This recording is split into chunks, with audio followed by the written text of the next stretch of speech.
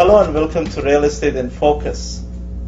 When you're selling a property that has tenant, whether this tenant is living in your basement or it is a large apartment building in a residential property with a lot of tenants, there are certain considerations and there are certain rules and regulations that you have to follow and consider it when you're selling your property.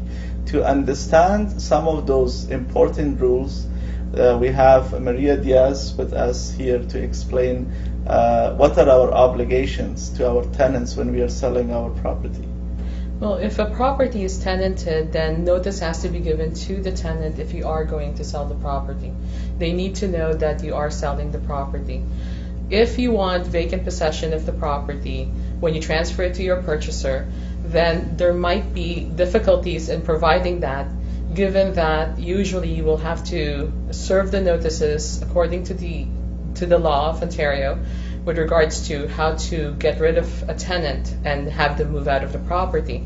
Now, if there is an existing lease on that property, for example, there's a 1-year lease and it's only 6 months into the lease, then you can't really get rid of that tenant that easily. You will actually have to make sure that when you sell your property, your purchaser is willing to assume that tenant at least to the end of the term of the lease.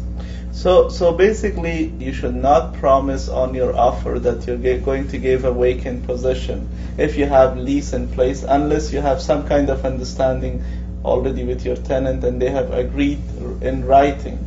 Exactly. It's very important, the last part that you said, that they agreed in writing, because some tenants will acknowledge or will say that yes, they will move out by your closing date, and yet they are not bound to move out, so therefore if they cannot find an alternative place by the closing date, then they will choose to stay. And for, I think, residential properties, it's even a little bit more rules. For example, you need at least 24-hour showing notice, and I think that has to be in writing. Yes, you actually have to serve the tenant with something in writing saying that you will be showing the property. Right. Before I let you go, I mean, if someone is considering selling their property and they want to sell it in a vacant position, so one of the options that they might have is that if the tenant is not paying, they can start the eviction process. Yes. And I know this process is very sophisticated. Yes. How that, in a nutshell, how that eviction process works? Well, usually when you do the eviction process, then you will serve the forms the forms are basically pre-set forms already by the tenancies board. Right. So basically you fill out those forms and you serve it to your tenant. However, it doesn't end there, as most tenants who do not pay is what I call professional tenants.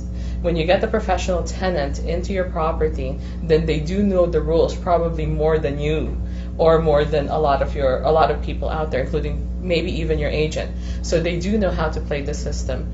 And once it gets into the system, then they can actually drag this on for months through the tenancies board, and before they can actually will be given the opportunity to be evicted out of that property. Yes. So if you are selling a tenanted property, first of all, you have to understand there are certain rules and regulations that you have to play by.